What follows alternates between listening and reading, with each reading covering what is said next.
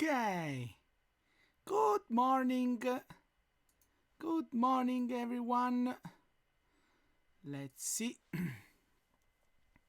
if everything works. Okay. Should be.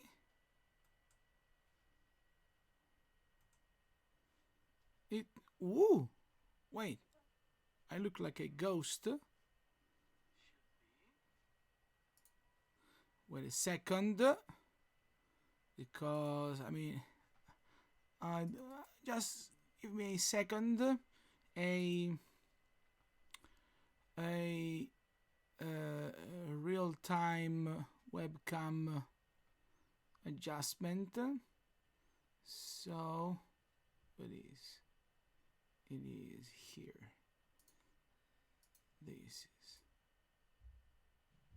like that, and this is like so. Perfect. Let's make me a little bit more beautiful. Oh, a lot better. Perfect. Oops. And here I am. Good morning to all of you. So, today we have to see materials. So, I can close this and I will just leave the chat now that I know that it works. Good morning to all of you. So, as usual, before we start, is there something that you want to ask me about 3ds Max? So let me see. Fancy star screen. I know. I changed it this morning. I know. If there was a SPI in space, that would probably is. I don't know. Good morning. I just to spice up things.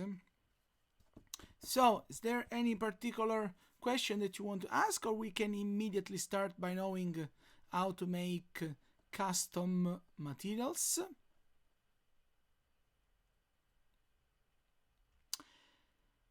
Okay, can you post the link from homework again? Same question. When we use materials on an object, how we can enable the material? So, problem 1. Go to Drive, Google Drive, and then I will show you something that will probably shock you. That is, this is 3ds Wednesday,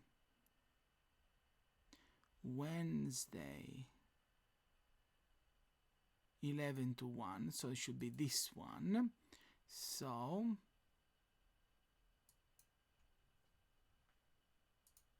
let's see.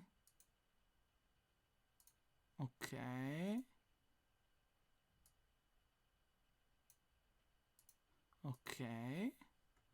so that I will copy,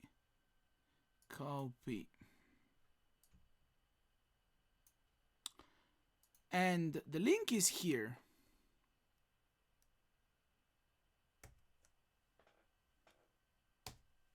Link is here. First.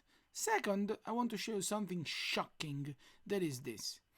You can click it now, and I don't know if you know this particular function, but when you open a Google Drive as well as any other page, you may click this star here in order to may add a bookmark.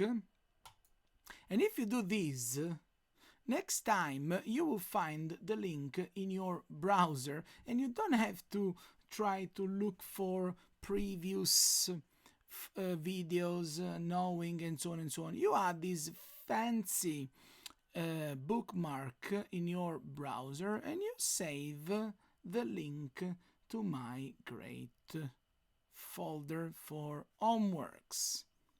Okay? This is problem number 1. Then someone asks, when we use a material on an object, how can we enable the material? I mean disable. Is this a joke? What it means, how can we enable, I mean disable? Anyway, let's wait a second till I will be back to serious mode. And so, can you send also the link for beta? What it means beta?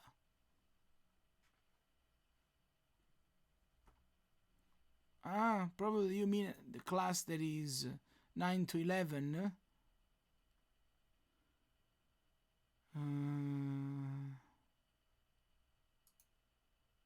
You mean this? So you want to know the link for Wednesday? Yes. So 3DS Wednesday.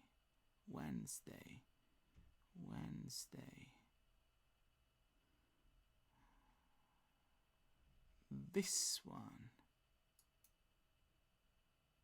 Exactly.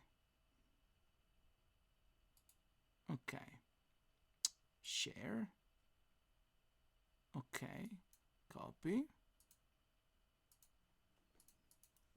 Boom. Same thing. Click it, bookmark it. Don't ask me again. So, you're welcome.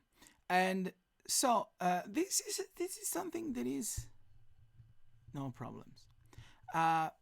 This is interesting as a question. How can we disable a material? What it means disable? I mean, you can do this. Let's say you have an object. You apply whatever material. Let's say aluminum.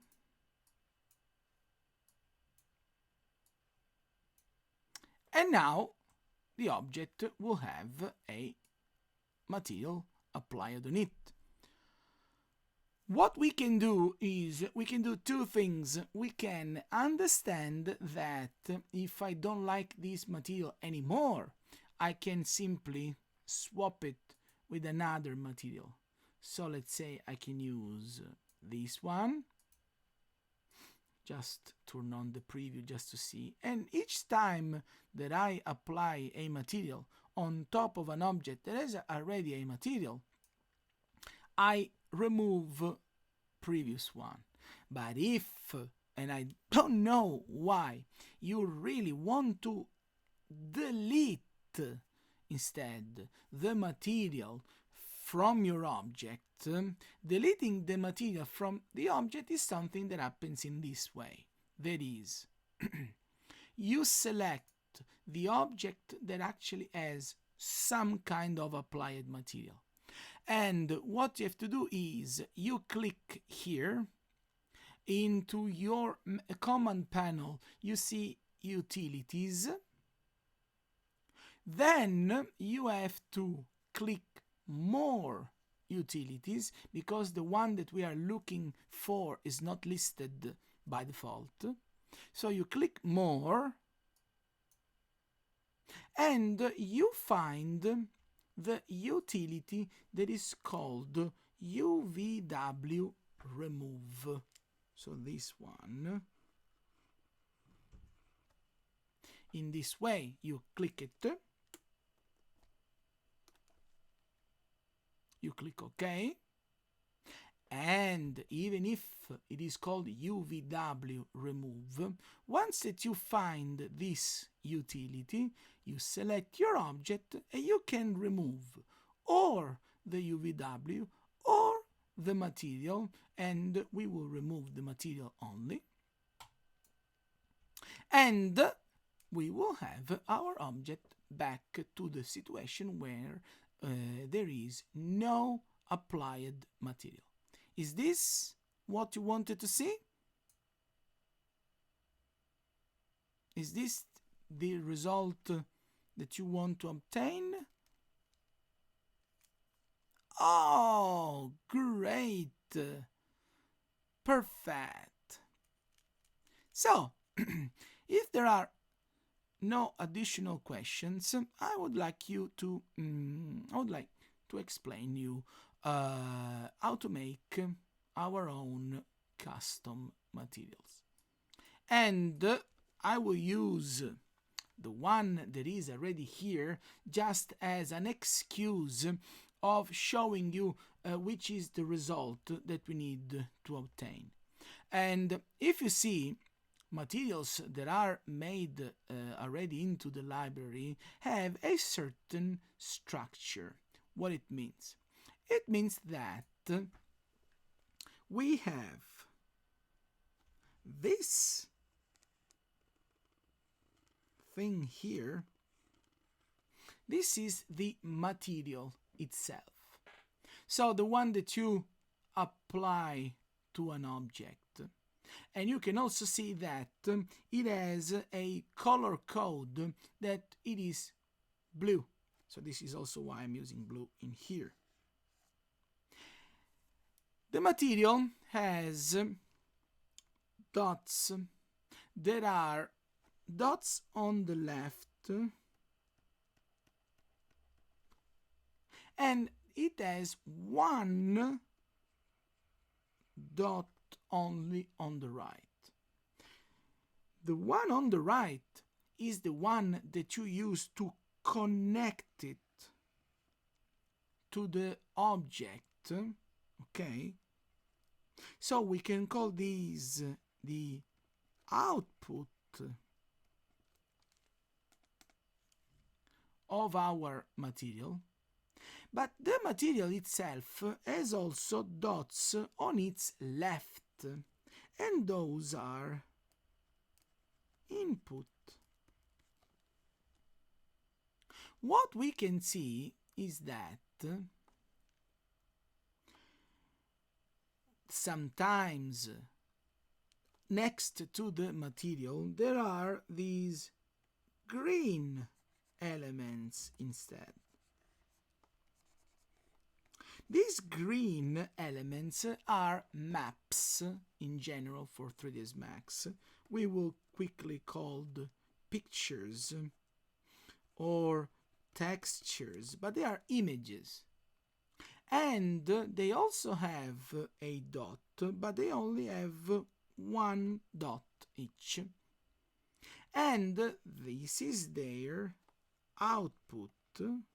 So, when in a material you have a parameter, an aspect of the material itself that you want to control with a picture, you need instead to connect the output of the picture with the input of the material by using these dots.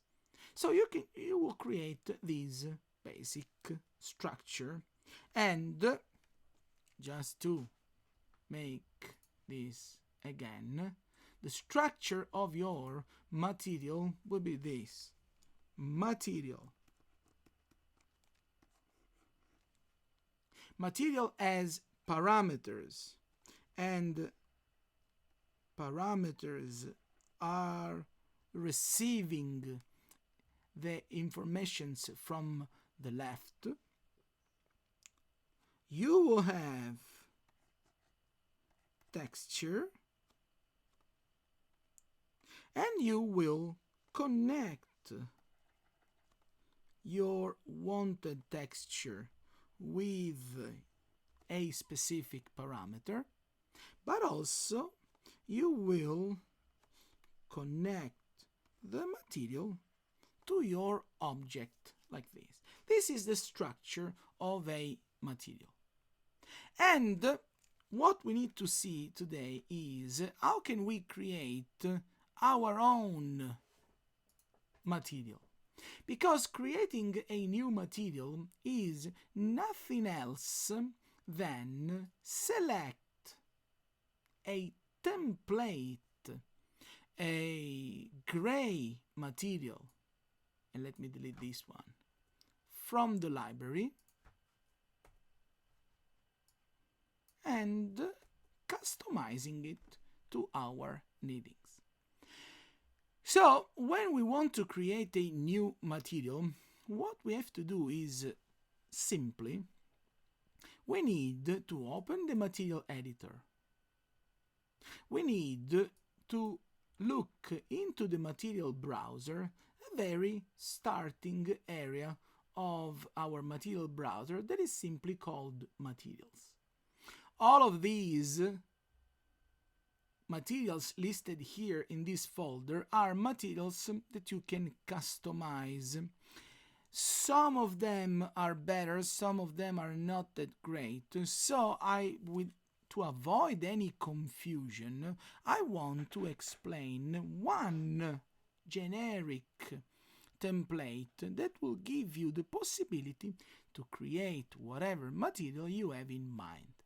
And I will show you this material, the one that is called physical material.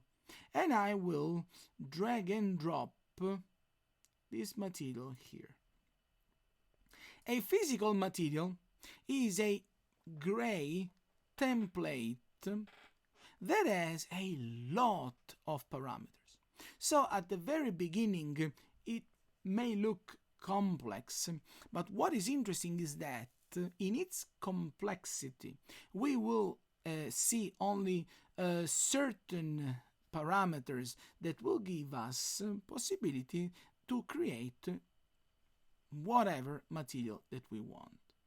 So, once that we drag and drop the material inside our material editor, we need to see a couple of things.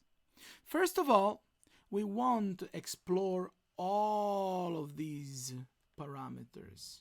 But believe it or not, in this material, we will see as parameters that can be managed by pictures, we will see only, let me zoom in,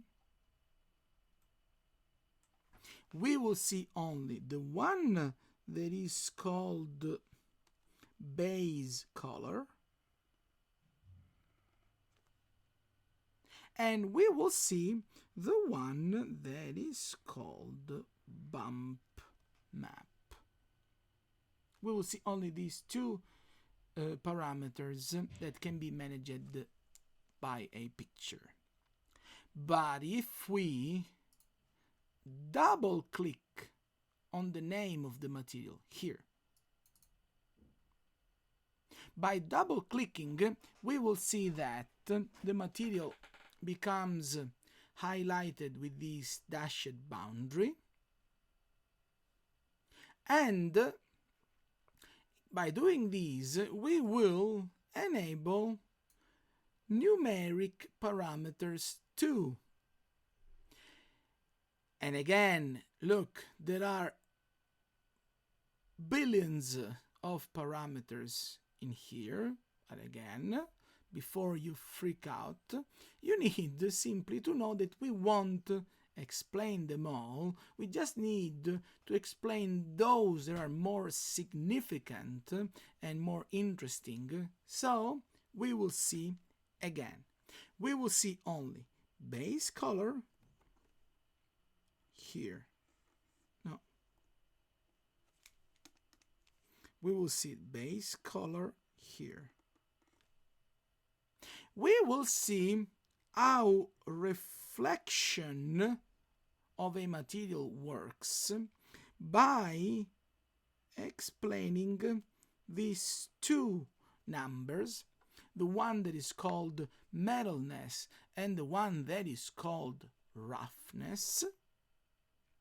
Then we will see transparency, and in combination with this picture here, we will see also bump here. The bump, let me make it better. bump value. So, believe it or not, to make thousands of materials, we just need to combine these few parameters: the base color, the reflection, the transparency, and the bump. Just 4 parameters to have a great number of options that can be managed to create different results. So let's apply these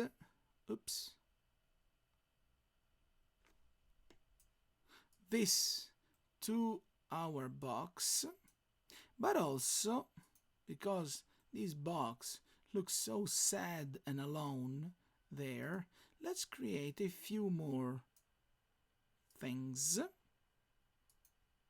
I'm just creating a few objects so that I will have more materials to use.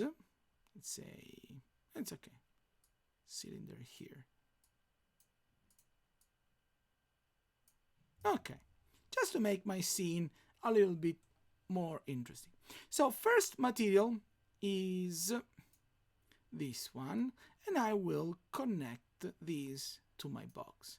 So first parameter that I want to show you is the parameter that is called base color.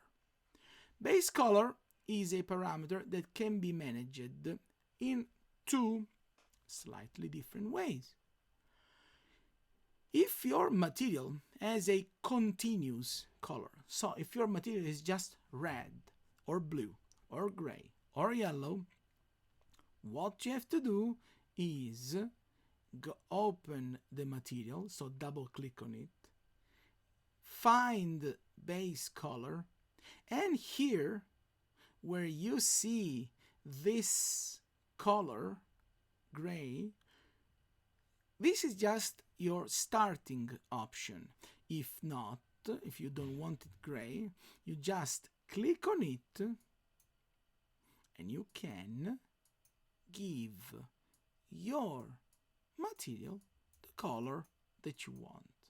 You can pick the color from here. You can increase sliders here to make your color more saturated or less. You can change, you can slide things here as you please. It's the same.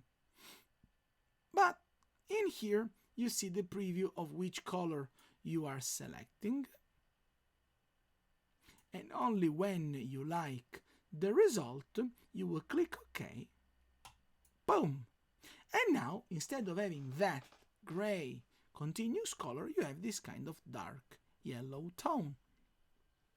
And whenever you want to change it, just click, OK, boom, and you change main color of your material. Okay? For example, some of you had problems in using plastic. Some of you had experienced the fact that plastic from the library was gray and so on and so on. No, it's not a problem. Just make it by yourself. If something is not working, just fix it by using your own instead material. But sometimes materials are more complex, so they are not just a continuous color. Sometimes materials can have a texture. That means they have a pattern that is repeated also along the shape of your object, and this pattern is managed by a picture. So if you want to make material like wood, like bricks, stones, fabric, and so on and so on, and you can really make pictures by yourself, or like we will see today, we can use Google to find textures. And why this? Simply because making textures is a very long and complex process. And also, not all textures are fine. And I will show you how you should really use Google to find exactly pictures that you need. Look, when you want to create a certain material, let's say you want to look for wood. So you start writing wood. But see the difference. If I just click wood and I go to images, I will find just a lot of pictures that are related to this material. But not them all are good working textures. Because, yes, this maybe is a texture. This maybe is a texture. This is a texture too. What it means texture? Texture is a picture that has no perspective information. So where horizontal lines are parallel to the width and vertical lines are parallel to the height. So this is not a texture. This can't be used in 3ds Max. But there is also a problem, and I will show you this. Look, I will select, let's say, this texture, because I like this wood, and I will start by saving this file on my computer. So I select the image, I right click on it, and I save this picture in one folder so that I will keep my files well organized. So I will call this like ugly wooden texture. What I will do then is this. I will refine my Google search by adding two extremely important keywords. That would be, I will write, it is already there because I always write same things, but I will write not only texture, but I will also write seamless. And you will see the difference in a second. So, which one? Maybe this one looks like a seamless texture, and you will see what it means in a second. But I will select this picture, I will save this picture, and now I have two pictures to start with, and I can show you how to use them in 3ds Max. Okay? Ready for this? Because this would be unbelievable. So we can also close this. So what I have to do is I have to open the folder where I have saved my files. And I will start by dragging and dropping my first ugly texture to 3ds Max. So look, I have my folder, I select the texture and I drag and drop it inside my material editor. And this is step one. And in my material editor, if I zoom in, I can also see a small preview of my picture. What I have to do is I have to tell 3ds Max that I want to use this picture instead of this purple color. So I will simply wire this dot of the picture to the circle that is the base color map. In this way, by making this link, I'm telling 3ds Max, look, I'm not more interested in using this purple, but my parameter is override by this image. the preview of my material also shows me a different color. The viewport is not changing simply because even if this is our own material, I have to click Show Shaded Material so that I enable the preview of my material in here. My material has a problem, that is, it is too small. So, if I want, even without bothering the UVW map, I can simply double click on the picture inside my material editor, and I can change the size of my picture in the real size that I want in centimeters. So let's say for me this would be like 40 by 30 centimeters, and you will see that I'm going to have a bigger texture size, or I can change it with the UVW map. But why this was called an ugly texture?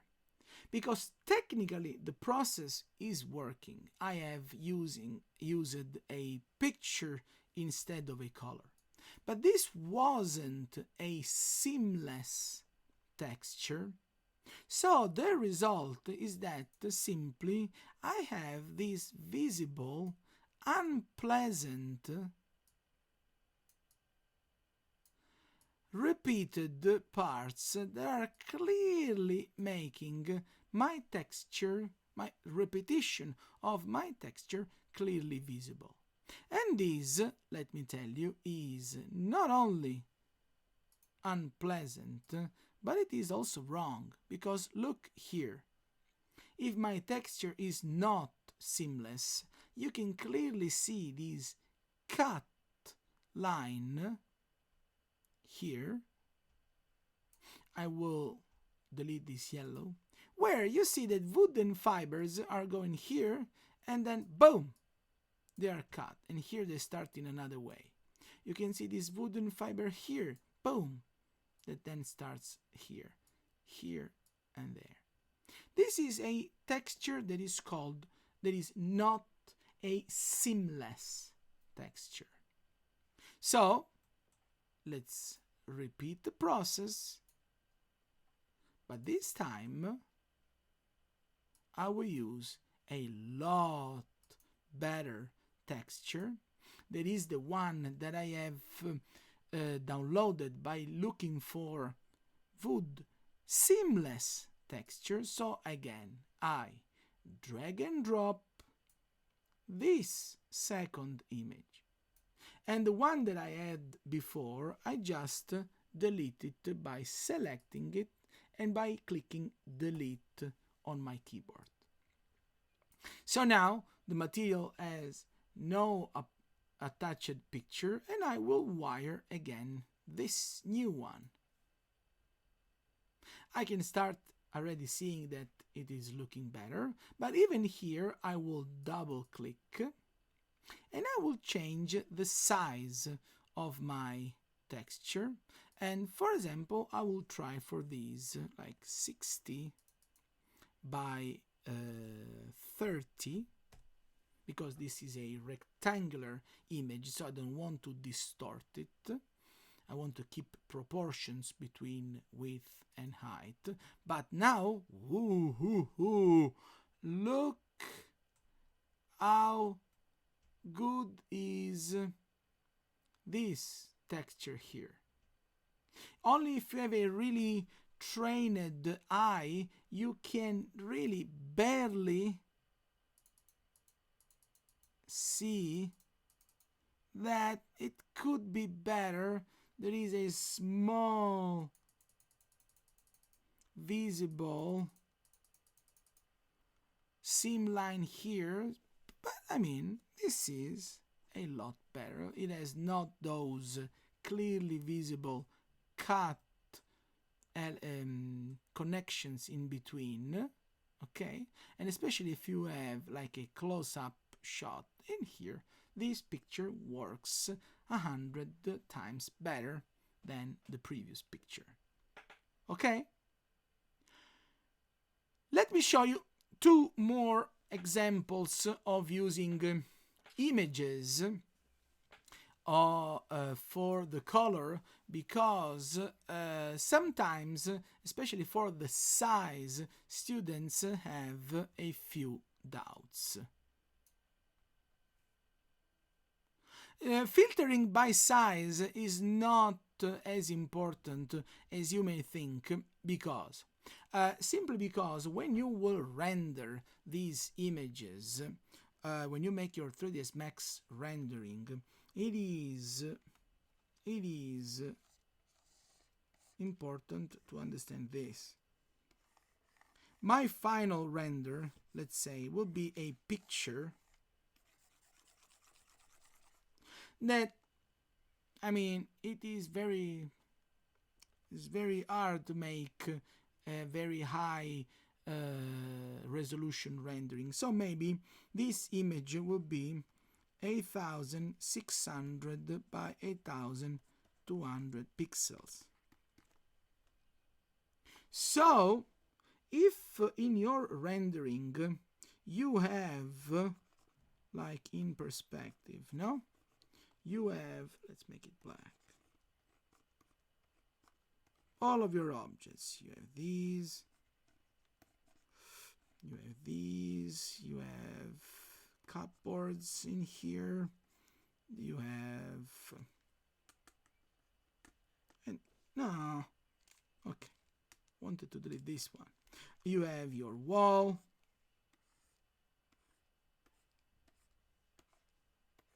you have your window here, and so on and so on. There is a lamp, you have a chair, whatever. Fantastic. Then what you need to think about is that if the resolution of your rendering, let's say, is 8600, then in here there is where you have your wooden applied material. This smaller part in here is just big as that, and in pixels probably this is 300 pixels by 400 pixels. So using unbelievably big files as textures is just a waste of memory of your computer. Once that your texture is more or less 512 or 480 pixels as a minimum dimension, believe it or not, this is fine. This is more than fine. Lower resolutions, maybe yes, they will give you results that will lack in sharpness, but just having these dimensions is more than enough. So don't trust those tutorials or website that tells you to use like 4K resolution textures, because they will just make your file heavy and you won't be able to manage it. Just a real waste of resources. But I want to show you this that is the size in centimeters of your image, when and how you have to deal with it. Look, let me find tile seamless texture, and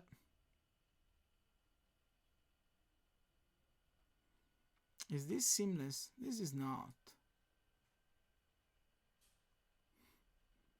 This is seamless. It is funny because this is huge also, but it's okay. So I will save this picture. And now, check this. What I will do is, I will go to 3ds Max, and I will create a new material because those are tiles, and I want to put tiles in this horizontal box that for me is the floor. So I press M to open my material editor, and I will simply drag and drop another physical material in here, and I'm going to apply this to my box. And what I will do is I will also drag and drop this beautiful picture inside my material editor. And as I did before, because I want to use this instead of the color, I will simply connect this picture with the base color map parameter. And also because I want to see the preview of my material in my viewport, I will select the material and I will turn on Show Shaded Material in Viewport, and I will see this. And I will see these teeny tiny tiles appearing in here. Okay? So, let me show you which is, if I double click on the map, which is right size, which is right value that I have to write for this specific picture.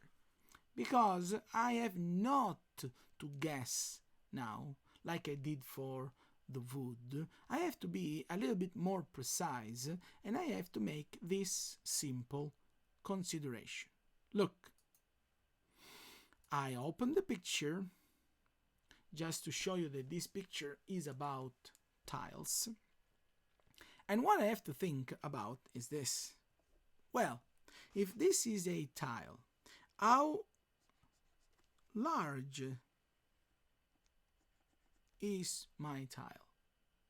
Let's say this will be like a small tile, and I can see that this is small because the gap looks a little bit big. So what I will think is that this is a tile that is 20 centimeters large, and it is also 20 centimeters thick. Tall. But this is one tile, because up here and up there I have other two half tiles.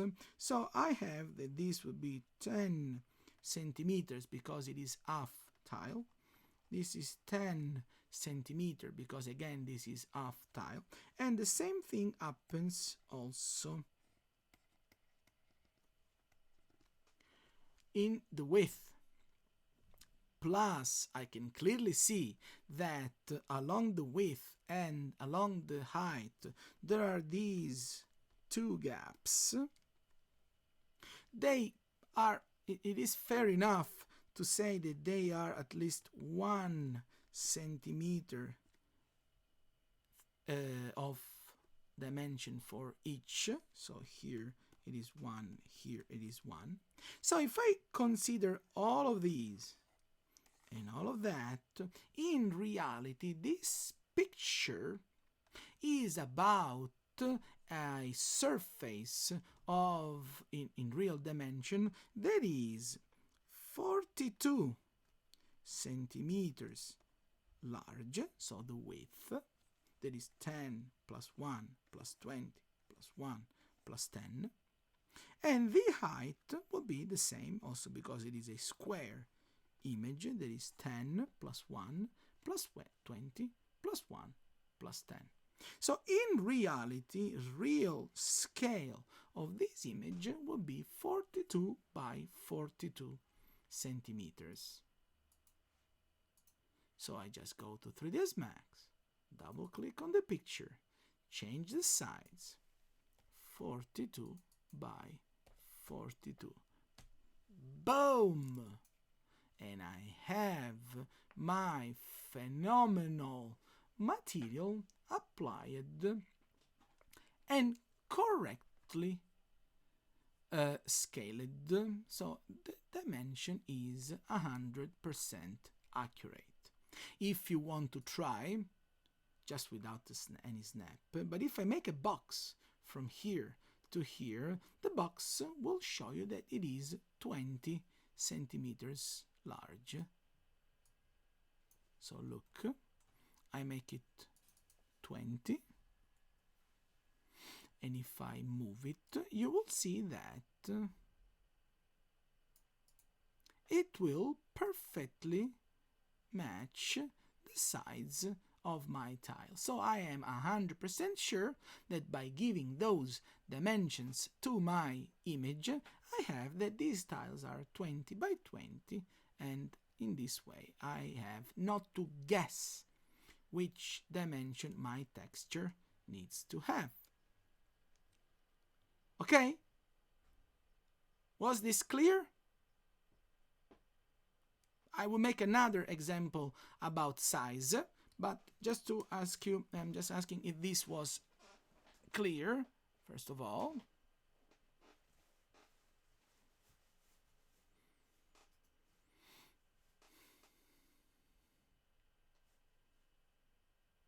Great. Let's see this slightly different example, but it's again about size. Look at this. Perfect. Look at this beautiful box in here. This one. For me, this is going to be a painting. So, what I will do is, I will look not for a texture, but I will look for a painting. And, I mean, let's use this famous painter, Bob Ross. Very nice. Okay, so Bob Ross. Let's download which one? My box is vertical. This one. No, this has this horrible frame in the picture. This one. This one. But I've used it in another class. This one. Why not? So, what I will do is, I will simply right click and I will save this picture in my texture folder. Okay? And then, in order to use that on this box, I have to repeat again the process. So, I will make a new physical material. I will drag and drop Bob Ross painting inside my material editor. As I did before, I connect the picture to the base color, and I start by applying this material on my box like it is the canvas. I select the material and I also turn on the preview. But I will see this. I will see many repetitions of that image on my box. And this is not a texture. It doesn't have to be repeated on the box itself. It has to be instead as big as the box, so that it will be repeated once into the canvas. So what I have to do is very simple, and it is this. Look, I double click the map, and the map always starts when you import it by being 254 by 254.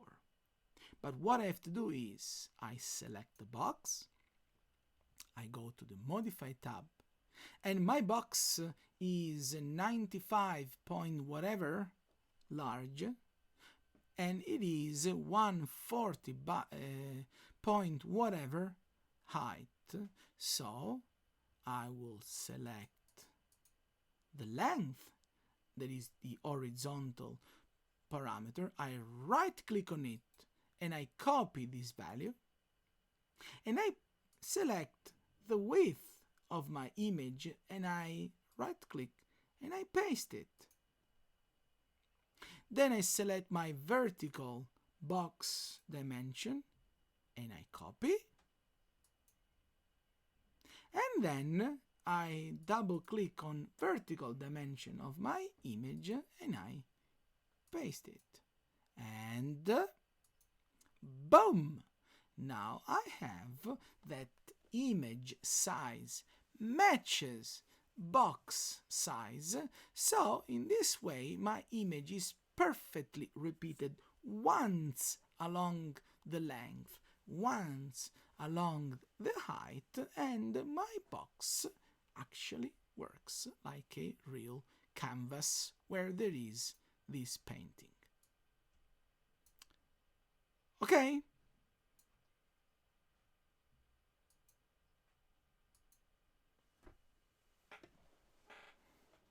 Yes? No?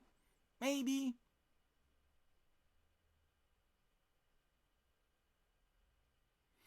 Because now I have to show you two parameters. There are reflections and transparency. That would be a little bit more different. But this is how to manage base color. There is actually one of the most important aspects of the material that you should manage. Very nice. How many positive feedbacks. I'm so happy. Okay, let's move on to these two additional parameters. I will start with reflections, but I will show you something that is extremely important. That is, now we need to I will create another material, because I want to apply this new material to what is my sphere here. Oops. Where is the sphere? Here. I apply the material to the sphere. Right now I'm not interested in the color itself, so I will keep it gray. But I have to double click on my material name, because I need to understand these two numbers. So, see this. Reflection is something that is managed by the combination of these two values. One is roughness and one is metalness. Roughness is very simple. What it means is that when roughness is 0,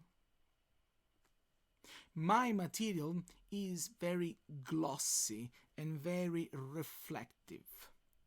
The more I increase roughness, the more matte my material becomes, till roughness is 1, and when roughness is 1, my material is completely matte, so it has no reflections at all. And let's say roughness 1 is when you have like stones, unfinished wood, or like matte wall paint. These kind of materials have 0 reflections. But there are also materials that are in between. Let's say plastic is not as reflective as a mirror or as a metal. So, for example, in order to make plastic, you should have a value of roughness that is not 0, because it would be too shiny. It is not 1 because it would be too matte, but something in between. Let's say 0.5. That is a good balance between roughness and glossiness. In your unfortunately, in your viewport, this adjustment won't be that visible, and it will show you just this highlight becoming less visible till it disappears when it is completely matte, or smaller and sharp when roughness is 0. But this is an effect that instead is a lot more visible when you render your image. And for this reason we have to simply learn how to render. That is, we won't go in depth, but to render an image, the only thing you have to do is you have to select your viewport angle, and you have to click this button. We change the color. This button here in your main toolbar. This button, that is called render, will turn your 3ds Max 3-dimensional environment into a flat picture. So it will translate your shapes, materials, and so on into a flat image. And this is what happens when you render. So you create an image that is that derives from your 3ds Max. So you can see that this object is a little bit shiny. I want just to change my point of view a little bit. Let's say from here. And I render again so that it is less bright. And I can see that in my sphere I can see a little bit of reflections. I can see a little bit of the floor, but what is interesting is that not into the entire sphere I can see reflections. So first of all, look, this is an object that is glossy, but if I change roughness to 1 and I render again,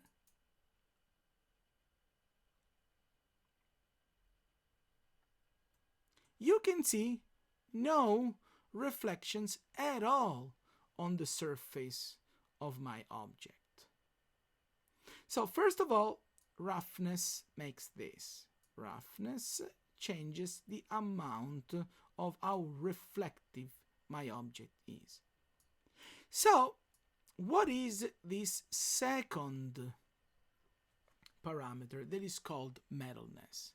And unfortunately here the thing becomes a little bit complex, but I will try to make a quick sketch to explain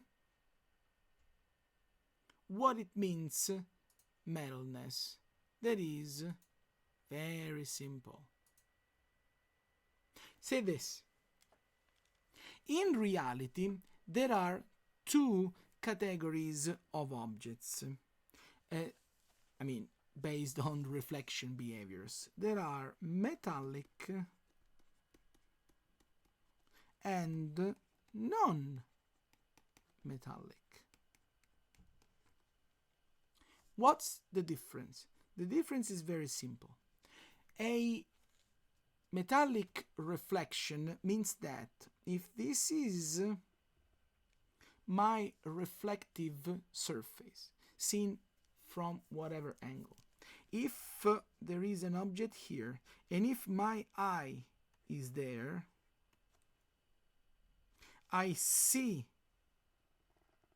the surface with a square angle, so I'm perpendicular to the surface, doesn't matter. On the surface I will perfectly see this object reflected. Then I move myself in here.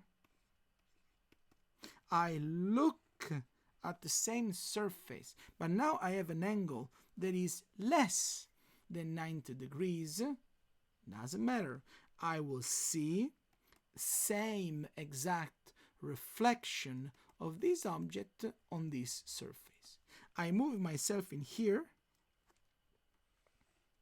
So basically, me and the surface have almost a parallel viewing direction.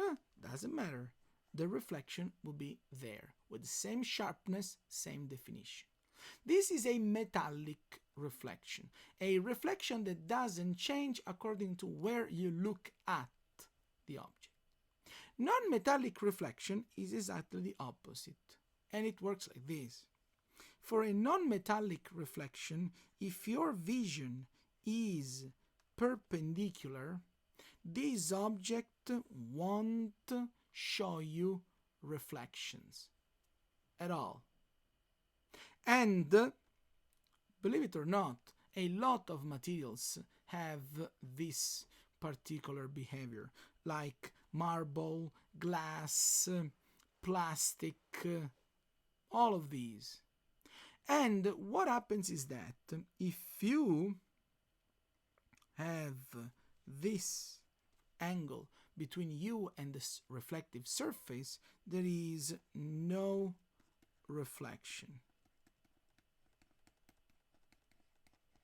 The more you decrease the angle of view, the more sharp and visible reflections will be. An example is glass, and you may think that is not true. In reality, especially if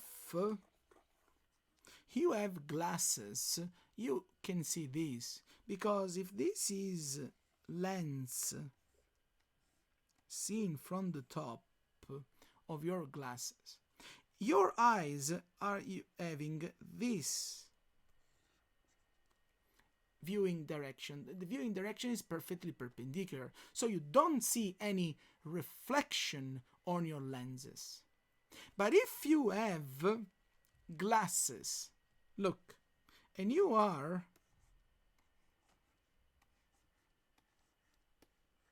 playing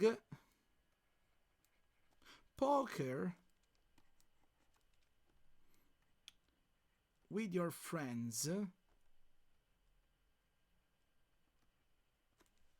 what happens is that the guy that is sitting in front of you, he won't see your cards reflected on the glass. But if you have a person that is on your right, on or your left, it happens that because the angle of his vision is a lot less than 90 degrees, believe it or not, this person here will see reflections of your cards on your glasses. And this is what metalness is about. Metalness 0 gives you this effect. Metalness increasing gives you a more metallic behavior. So, which is the most reflective object that you may imagine? Most reflective object is a mirror. So, what is a mirror? A mirror is simply a material that is super glossy, but it has a behavior that is super metallic. So no matter from where you look at the object, it will reflect. So look, metalness 1, roughness 0, I render, and look at the sphere. The sphere perfectly reflects whatever is the environment next to it.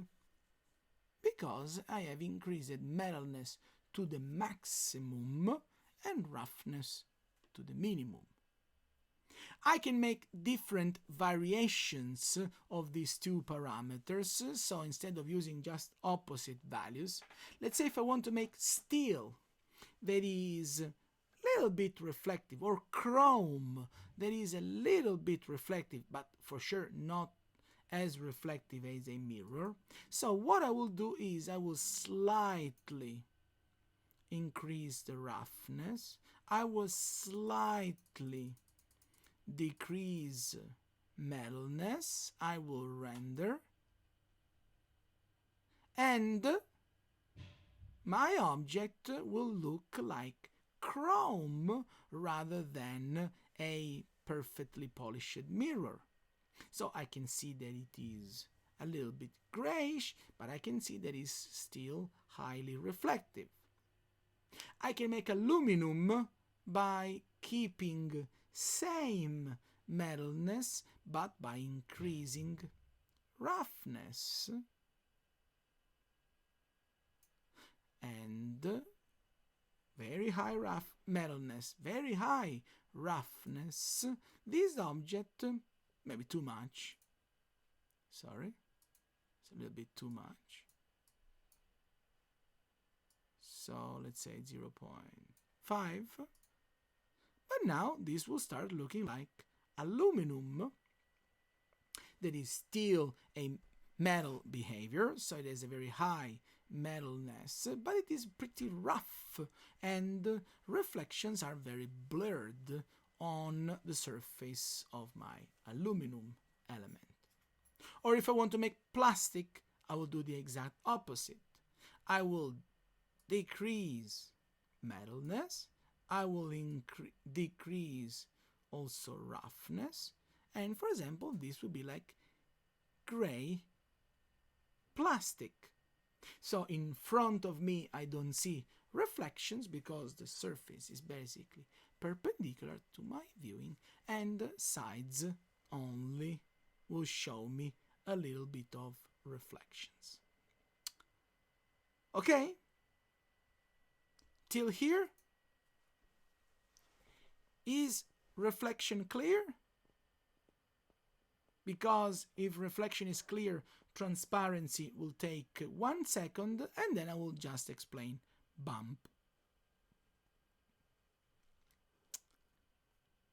But is reflection fine? Because it is tricky, but it is very satisfying when you understand these two simple values and the combination of the two.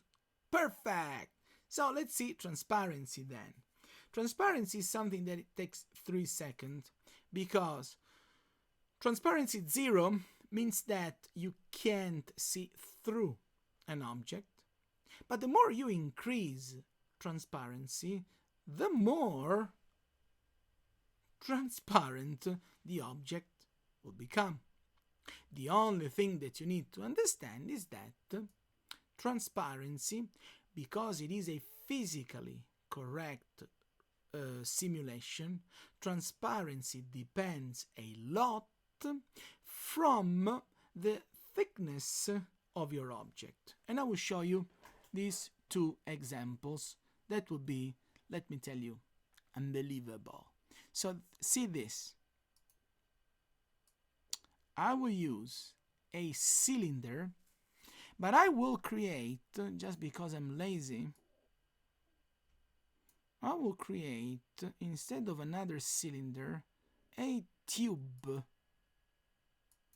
And I will make the tube very thin, like a realistic glass object. So let's say I will make 9, and this I will make 9.5, so that thickness that remains in here will be like 5 millimeters. Okay? Let's also make more sides. 32 here, 32 here. So see the difference. I will make another material so that we can see that each time that we want to apply a new material, we just need to drag and drop. Double click on the material, and I want to work with transparency. So again, transparency is very basic.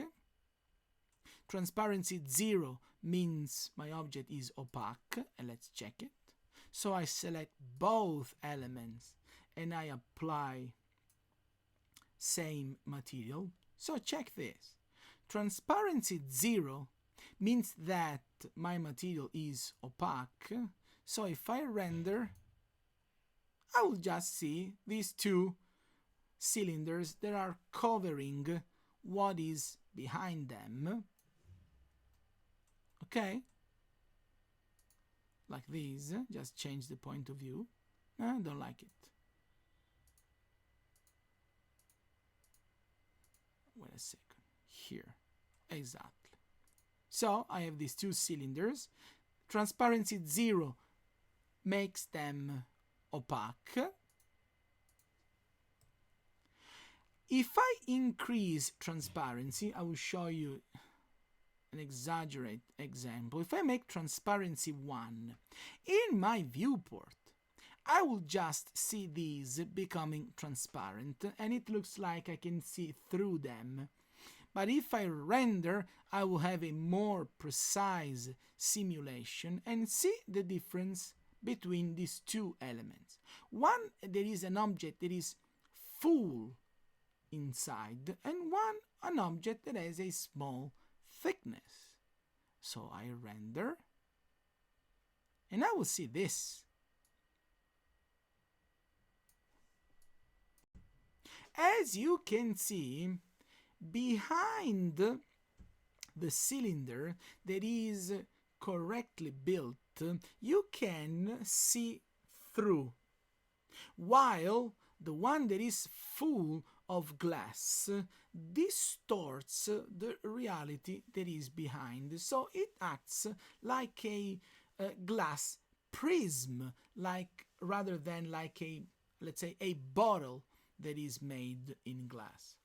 So when you use transparency, just be so nice to take care about the dimension of your objects. Because if you want to make something that is like a bottle, as I said, you really need to make it hollow inside, and you need to give a very thin thickness to walls of your bottles, because if not, it will look like a magnifier lens. Okay? And if you don't believe me that transparency is physically correct, check this, because this is, too cool to be true. And the question is, have you ever seen a magnifier lens? No, the one that Sherlock Holmes uses to solve mysteries. If you see, magnifier lens is something that is round. It has an handle, but we are more interested into the glass. And what is a magnifier lens? Is a prism in glass.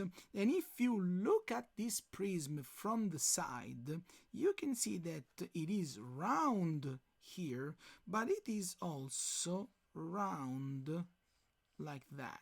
So if I see the magnifier lens from the side, it is something that looks like this.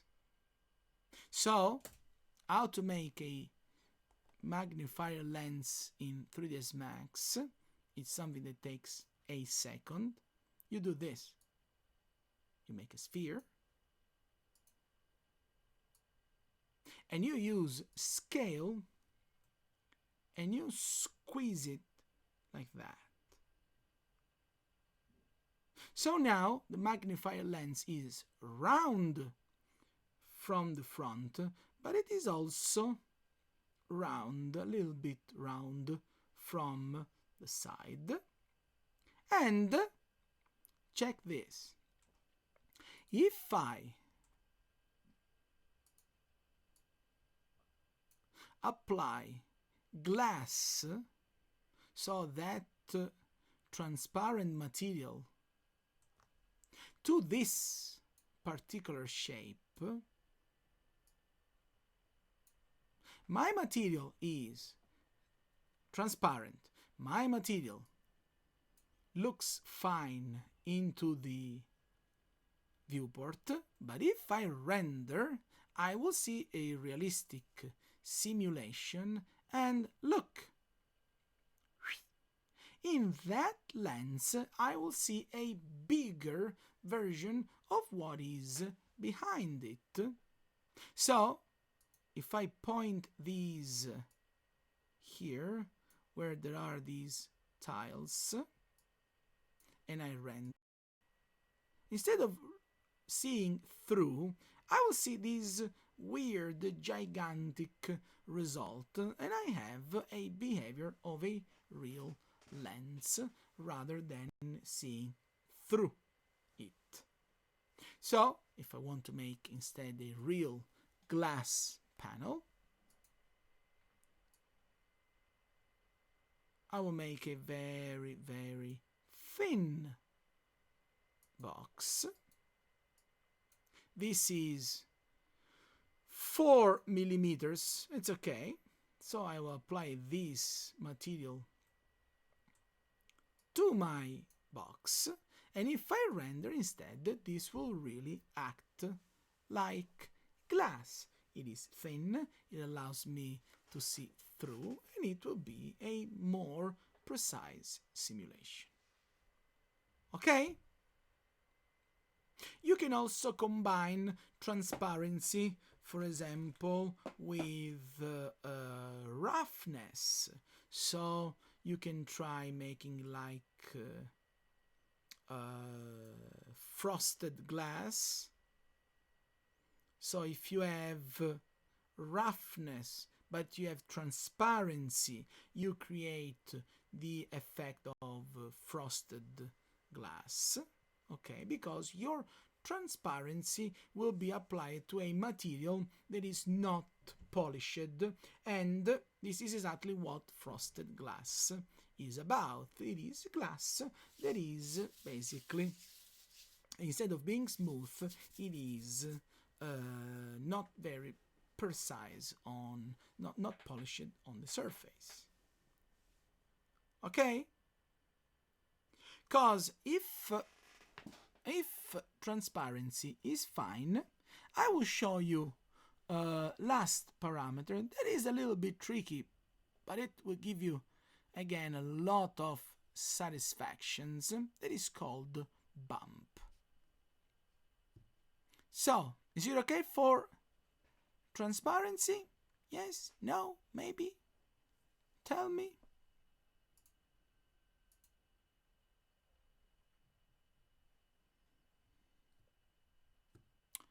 Perfect!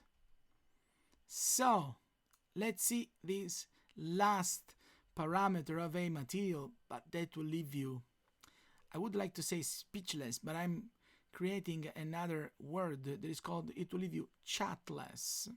Okay? And check this.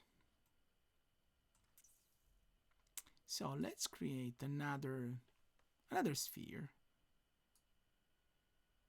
Okay. Now, see this. I want to create an object. Let's see. Orange. Okay. I want to create this object here, and I'm keeping this as a reference. So, what is this object? This is clearly a sphere. But you can see that the color of this material is orange. It is a little bit glossy, and if this happens is because the orange is being treated with wax, because in general it shouldn't. Anyway, I want to create this one, but I want to show you this. You can clearly notice that the outside, so the surface of the orange, is not smooth at all. It has all these tiny details, like these dots, these valleys that are making the surface of the orange bumpy. How to make this happening in 3ds Max? Look, because this would be unreal. I make another material just to repeat and repeat. This would be my orange material, so I will double click because I want to edit this material. I will start by giving a beautiful orange color to my material, and I will start applying what is here this material to my selected sphere. I mean, if you want, you can also model the sphere so that it looks more like an orange, but this is not really important for now. But the thing is, so I said, the object is glossy, but not as glossy as plastic. So let's say it would be like 0.4 of roughness. And if I render, I will just have these, maybe a little bit more rough, but I will have these orange perfectly perfectly smooth surface. So what is bump? Bump is a parameter that you can add to your material, and it works in a very specific way. That is, it works by using black and white pictures, not only black, white, but grayscale pictures, so just pictures that have no colors. And the way that bump works is basically, it works by lowering your surface according to how dark the image is. So, where image is white, the bump will give basically no effect. But the darker the image becomes, so the more gray you have, the more the software will push the surface inside the object itself. So what I will do is, look, first of all, if I go on Google and I look for bump seamless texture, I will see that by going to images, I will find a lot of black and white images. Okay?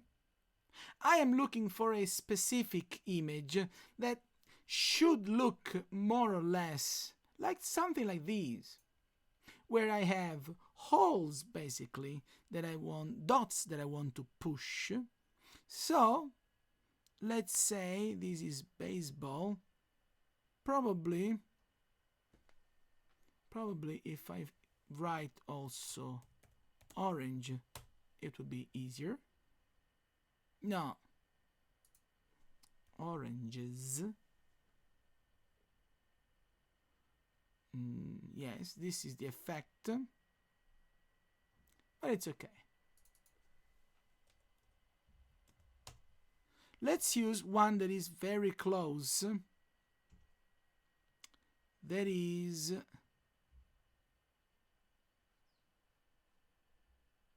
this is for leather.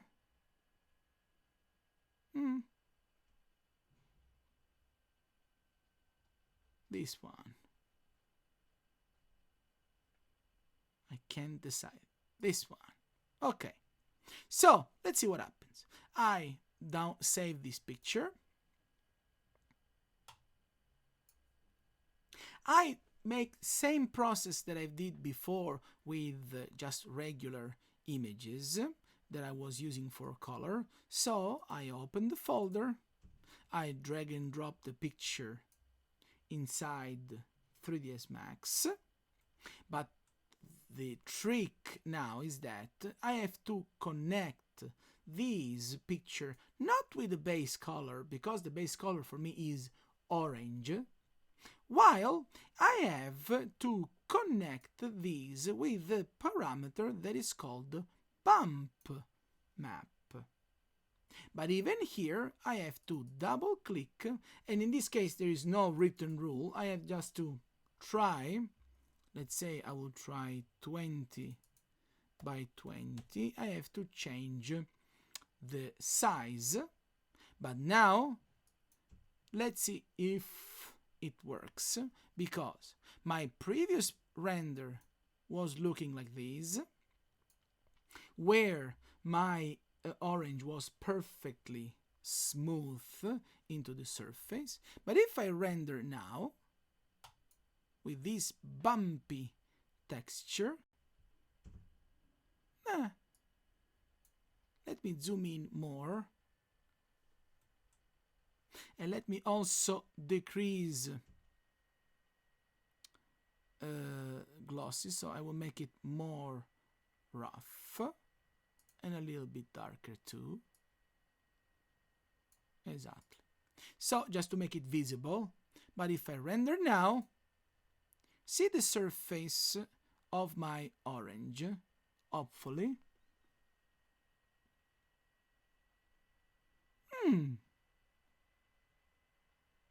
Let's see, we can't see anything. So, probably size is completely wrong. Let me check. If I make it 60 by 60,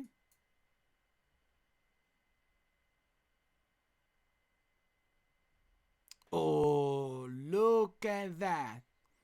Maybe even more than 60 by 60, but you are start viewing that now the surface of my orange uses this black and white picture in order to have black areas pushed down, gray areas pushed also just less, and white areas are where the surface of the sphere is. So I just change, maybe it is 80 by 80. I will render again just to have this bigger visible detail. Okay? And this is what bump does. So it uses black and white color in order to understand the depth of grooves that it will create onto the surface of your objects. The only additional information that you need to know about bump is that bump requires an image to let 3ds Max understand where grooves are. But if you go to the material, you can also see in bump parameters that there is a number next to bump map. This instead allows you to make, not to change the position of the grooves that they are managed by the picture, but these allow you instead to change overall depth of these grooves. So if you want it more deep grooves, you can increase this value that always starts by being 0.3. Let's say I will put it to 1. I click render, and you will see that grooves are in same exact position, but they will be a lot more deep into the surface itself. Okay? If you want just to see the color, we can even, just as a try, we can just remove any reflection, so we will make it 100% matte, so that we don't see these white reflections. No, it's okay, just because there is too much light, but it's okay. And this is what bump does. Bump and color can be managed by two different pictures or by similar pictures. What it means, I will show you two examples that are extremely important. Look at Bob Ross painting material. It is a material that has one texture, but if this is a canvas, I know that canvas have a certain kind of pattern. They are not perfectly flat. So if I Google, I can look for, let's say if I quickly find it, canvas bump, and I can see, let's say this is very nice. I can see this kind of black and white image. So what I will do is I will save this image, and I will go back to my 3ds Max, and in my material editor, we'll just move these things away, I will load this file, so it always drag and drop, and into the painting material I will keep the map that is the painting itself on the base color, but I will link this one into the bump map. I just double click it. I have to guess right size, let's say, I don't know, 15 by 15, just guessing. But last thing that I have to do is, because this is a painting, I just go to my material. I make it a little bit more rough, because I don't want it to be super shiny. And I will render it. And in this way, my Bob Ross painting will also have, I have to zoom in maybe more to show you, and maybe I will make also the bump a little bit bigger. Okay, but I render and I will see that my main color, oh, that's fantastic, I would say. Look how realistic it is. My main color will be Bob Ross painting, while the surface underneath will have this fabric looking bump. Okay? Till here? Yes? No? Maybe?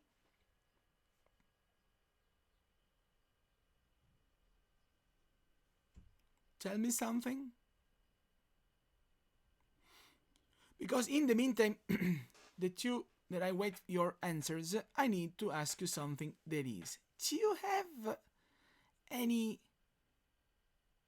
very small knowledge in Photoshop or not? Because I would like to show you one very, very basic thing that you can do in Photoshop in combination with materials. Or just in case, if you're interested in Photoshop, I mean, this would be a good way to start using it. And Thank you so much for the feedback. So, as I said, do you know anything about, just very, very basic things about Photoshop? And because no Photoshop, it's impossible. No Photoshop. No. It's not possible. Okay, so you have no experience and create experience now. That would be very interesting. So, see this. While into the painting, I have two different images. One is the painting itself, and one is the canvas bump. Yeah, it's really basic. Don't want to do anything weird. But see this. In the painting, I have the color that is the painting itself, and the bump that is another image. See this material here. Look. If here I have this wood, and I will show you two examples, wood and tiles. What happens here is that if I want to make my wood looking more realistic, what I need to understand is that I can't use just whatever wood bump texture, because my wooden texture that are showing me like darker and brighter areas are also telling me that in here there is a groove, in here there are deeper grooves, or here there is a super deep groove in there. So I can't just find an image. What I have to do is I have to create my own bump texture from the one that is the color. For this reason, I use Photoshop. Full disclaimer, Photoshop is not for free.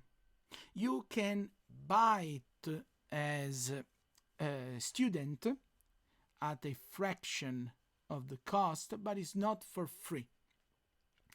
If you want a free option to Photoshop, just know that there is a software called GIMP or GIMP, I don't know, you may say. GIMP is a free open source alternative to Photoshop. That is 100% for free. It does same things. It is simply not called Photoshop. Full disclaimer. But see this. What I have to do in Photoshop is this. I have to open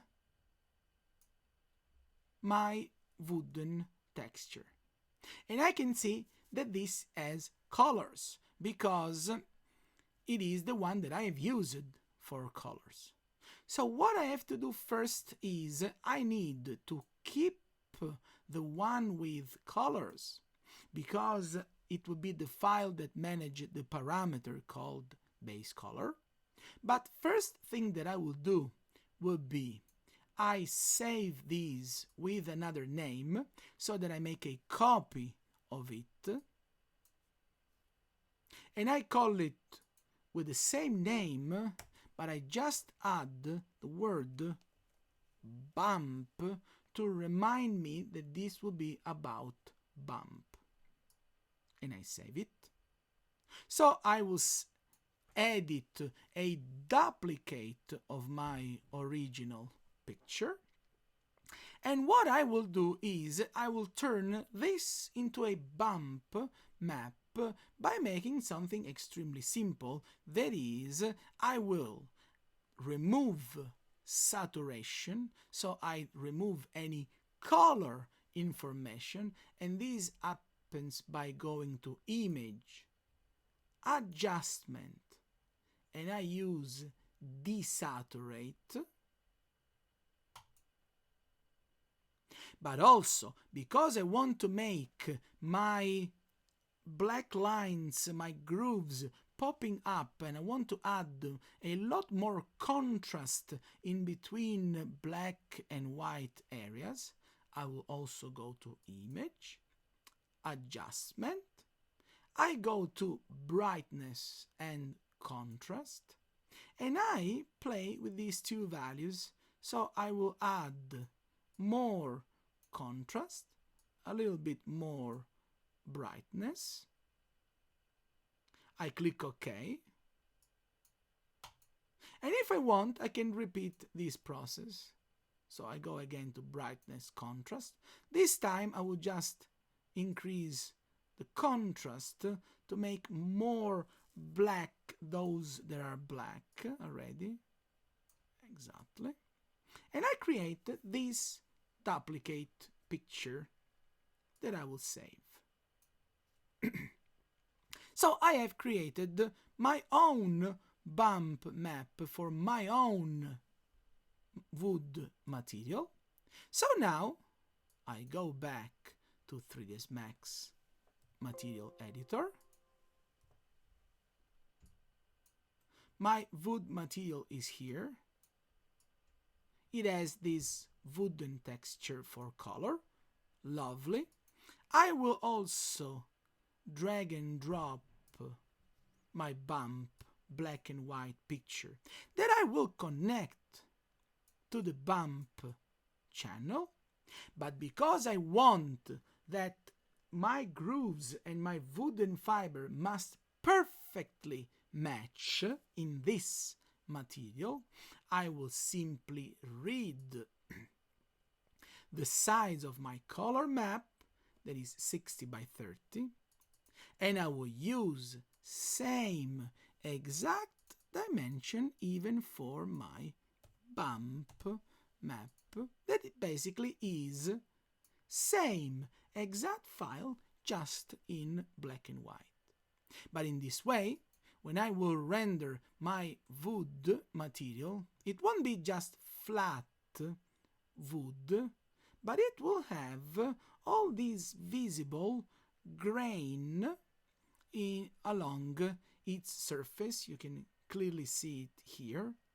If you want even more old looking wood, you can even increase bump amount. So I can go to the material, and instead of 0.3 I can increase it, let's say 1, and I render, and I will have a very old wooden aspect with these kind of grooves going along wooden fibers. Okay? Same thing should be done into tiles. So tiles right now are just flat. If I make this render, they will look very fake because it clearly looks like a flat surface with this flat picture. So even for my tiles, I should create a bump map. For tiles is just not as easy as before, because if I make that quick process of desaturate and so on, there is a problem. That is, these tiles are dark. So in here the process will be slightly different, but interesting as well. That is, with the magic wand I will quickly select, or hopefully quickly, 24, no, a little bit more, 28, sorry, no, 20. Let's use another tool, that is, instead of the magic wand, this quick selection. Let's see how it goes. A lot better. So With a bit of patience, I will select these. Then I will deselect the tile. Don't worry. I will make these, make that. Fantastic. But basically, what I will do is I will create my own bump texture again. I have just to deselect. So I make this mask, I click minus and I deselect the tile. Perfect. And I will quickly do this. Now I have these areas selected. I will click Shift F5, that is fill, and I will fill these in black. I will go to select, invert, so that I will select what wasn't selected before, and I will click Shift F5 and I will fill with white. And I have this, it's very rough. I could add a little bit of adjustments, but doesn't matter. I save these with another name, so I just add bump, and then I can close Photoshop, and I will add this to my material. So my tiles are here, and I will drag and drop these, connect this with the bump. I remember that dimension was 42 by 42, so I double click 42, 42, and now even my tile material has bump. Let's see how it looks when I render, because my previous render was very fake like this, but I press render now, and now I need simply to add a little bit more of my bump amount, because it is 0.3. But you can now see that tiles are clearly looking like they are a little bit raised up rather than these gaps. I simply increase bump value from 0.3 to something more. Let's try 1. I render again, and I have my tile masterpiece, where you can see that now there is this clearly visible three-dimensional step between tiles and the gaps. Okay?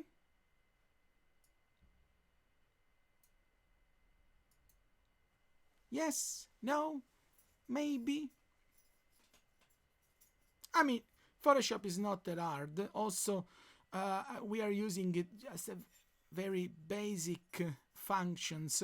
And again, if you download any software that is Photoshop-like, it has same exact functions. I showed you the one that is GIMP simply because I know that it is 100% for free.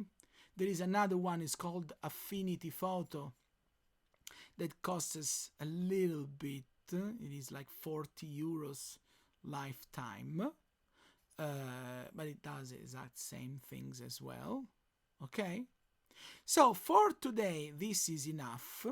You have also no homeworks this week so that you can focus more on your final project, experiment with materials, and next week we will see how to use lights and how to import 3D blocks on inside your projects.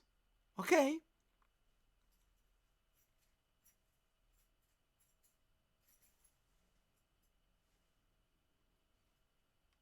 Yes, no, maybe something.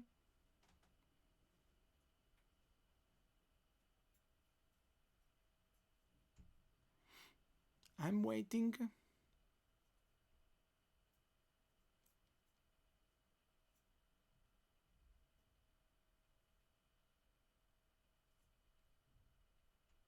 I'm still waiting.